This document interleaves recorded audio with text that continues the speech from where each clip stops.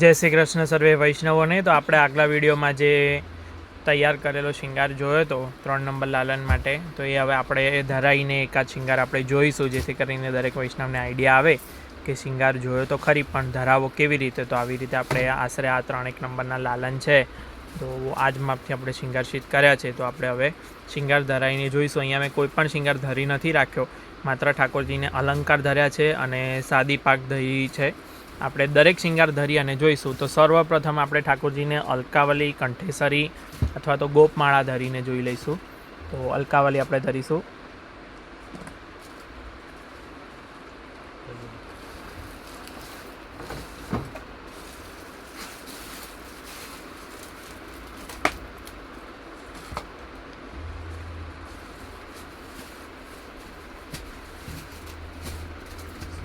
તો આવી રીતે આ અલકાવલી છે।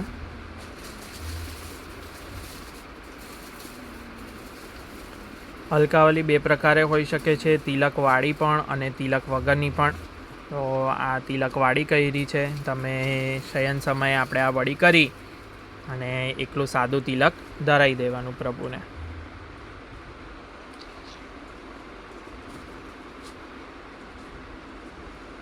તો આવી રીતે બે પડછિયા લગવવાળા કરી અને પાછળ એને બટ મારી દેવાની।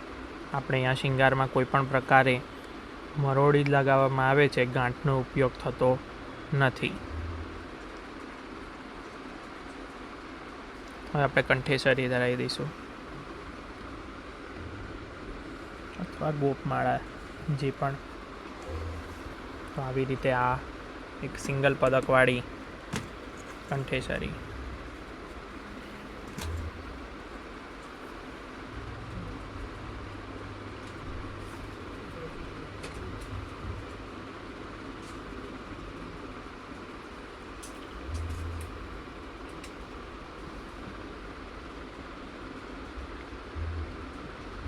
ત્યારબાદ આપણે કંદોરો ધરીશું।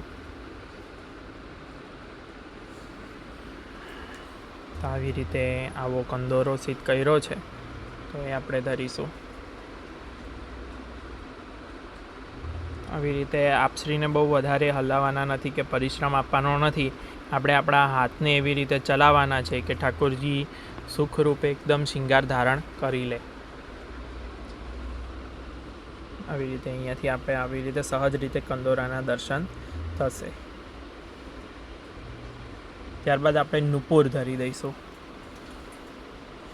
તો બતાડી દઉં કે આવી રીતે આપણે નુપુર સિદ્ધ કર્યા છે અને એમાં પાછળ આપણે આવી રીતે ઠાસણીઓ મોતી પરોયેલો છે।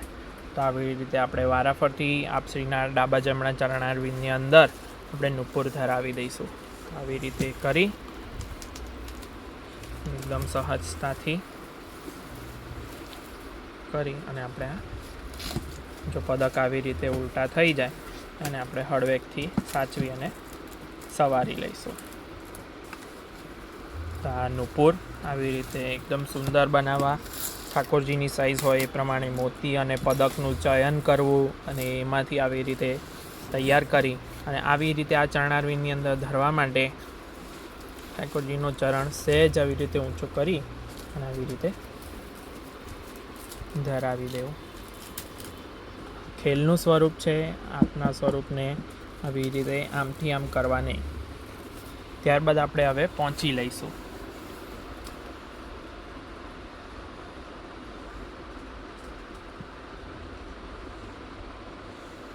પહોંચીમાં પણ મેં એવી જ રીતે ચોકીની પહોંચી કરી છે। આ ચોરસ ચોકીની છે, ગોળ ચોકીની પણ થઈ શકે છે। તો આવી રીતે આમ પહેરાવી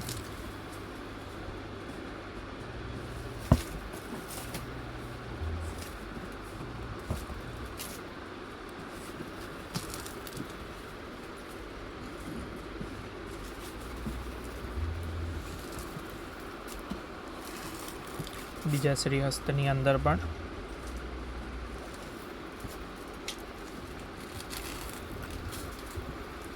પડછિયા બધા આપણે આવી રીતે પાછળ જવા દઈશું।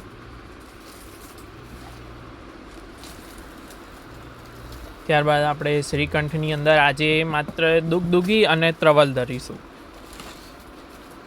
માળાઓને આપણે બીજા કોઈ વિડીયોની અંદર જોઈશું અને આપણે પાકચંદ્રિકાનો શૃંગાર કરીશું. ખૂબ હલકો શૃંગાર આપણે આ વિડીયોની અંદર જોઈશું, એકદમ સૂક્ષ્મ. તો આવી રીતે અહીંયા દુગદુગી.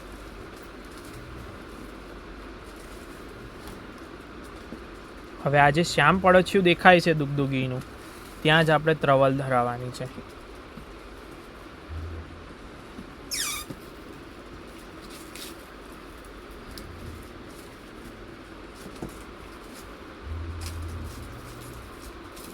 ત્યારબાદ આપણે શ્રી કર્ણના આભરણ એટલે કર્ણફૂલ ધરીશું. હવે પાકચંદ્રિકાનો શૃંગાર છે એટલે આપણે 2 કર્ણફૂલ ધરીશું અને જે બીજા 2 કર્ણફૂલ આપણે જોયા હતા એને આપણે હસ્તમુદ્રિકા તરીકે ધરી દઈશું.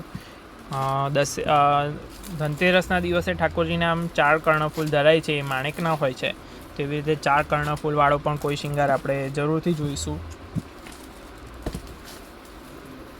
તો કર્ણફૂલ ધરવા માટે શું કરવું કે આવું તમારું કર્ણફૂલ હોય ને તો એની પાછળ આવી રીતે લગાવની આવી લાંબી ડટ્ટી રાખવી. કર્ણફૂલ આમ અંદર નહીં ધરવા, આવી રીતે અહીંયાથી આવી રીતે ધરવા, આગળ પડતા આમ સામેની સાઈડ આપણને દેખાય એવી રીતે ધરવા તો ખૂબ સુંદર દર્શન થશે. બીજું કર્ણફૂલ ધરીશું.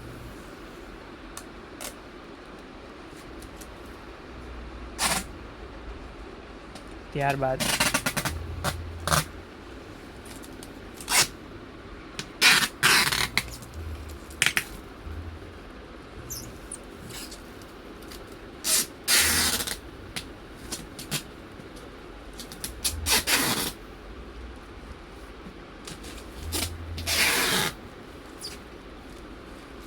આપણે હસ્તફૂલ ધરીશું.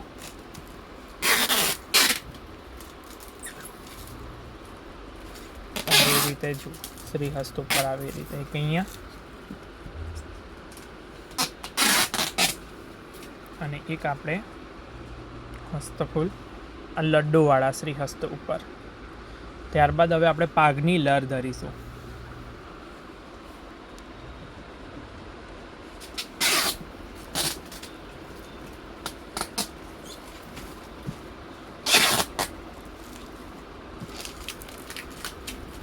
તમે ચાહો તો પાઘની 2 લર ધરી શકો છો અથવા 1 લર ધરવી હોય તો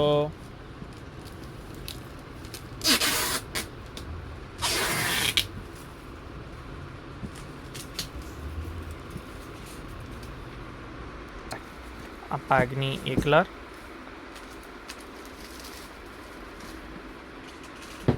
ત્યારબાદ આપણે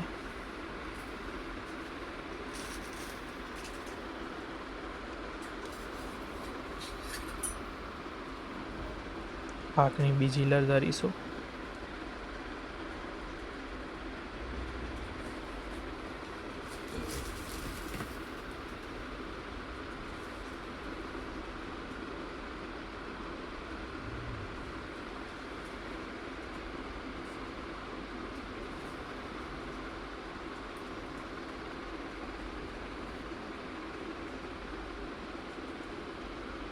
જો ખસકી જાય કે લસરી જાય તો આવી રીતે આપણે હાથથી સવારી લઈશું. ત્યારબાદ આપણે સિરપેચ.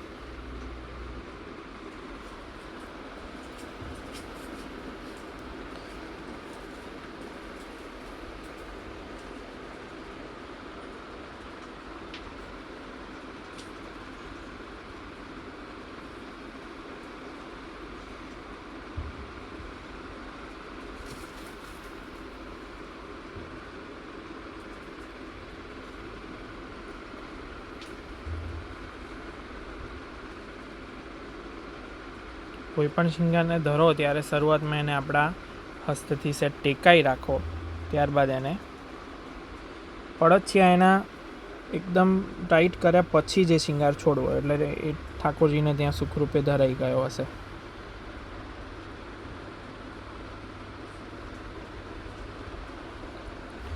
ત્યારબાદ શિશફૂલ. ત્યારબાદ આપણે લૂમ ધરી દઈશું.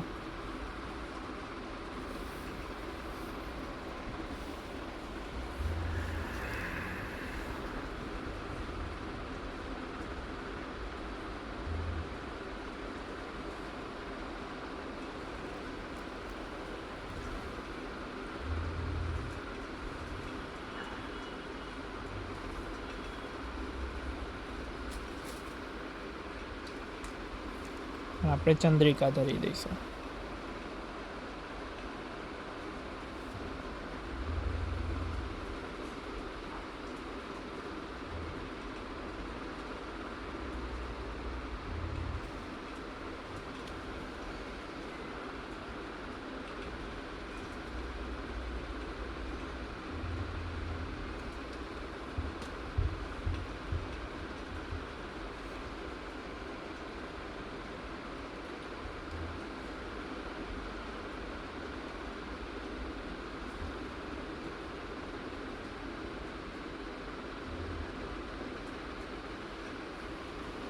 તો આવી રીતે આપણે પાકચંદ્રિકાનો શિંગાર જે છે એ હીરાનો 3 નંબર લાલન માટે આપણે જોયો.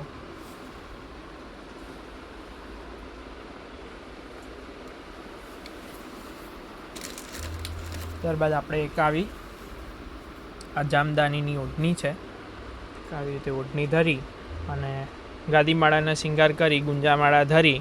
અત્યારે આપણે હાલ ઓનલી શ્રીઅંગના શિંગાર આપણે મહત્ત્વ ફોકસ છે, તો આપણે એ જ જોઈ રહ્યા છીએ.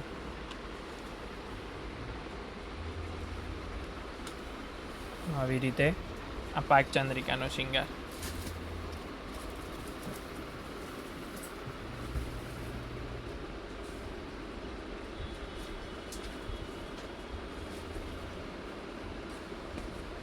તો આવા જ અવનવા શિંગારની અપડેટ અને જોવા માટે તમે અમને ફોલો કરી શકો છો. અને અમારા વોટ્સઅપ ગ્રુપની અંદર આવી નિત્ય અમે અપડેટ મૂકતા હોઈએ છીએ, તો એને જોવાને જણાવવા માટે તમે વોટ્સઅપ ગ્રુપની અંદર જોઈન થવા માટે નીચે ડિસ્ક્રિપ્શન બોક્સમાં એની લિંક મૂકેલી છે, તેના દ્વારા તમે અંદર જોઈન થઈ શકો છો. આપ સર્વેનો ખૂબ ખૂબ આભાર, ખૂબ ખૂબ ધન્યવાદ. જય શ્રી કૃષ્ણ.